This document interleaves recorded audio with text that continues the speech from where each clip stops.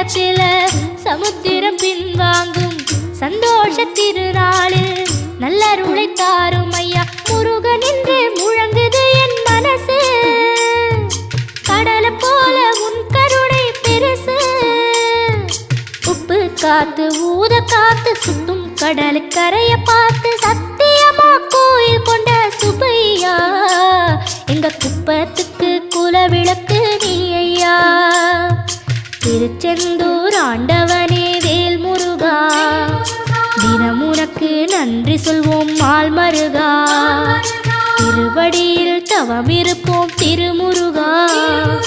தீர்ப்பெழுது நலமெனவே வடிவ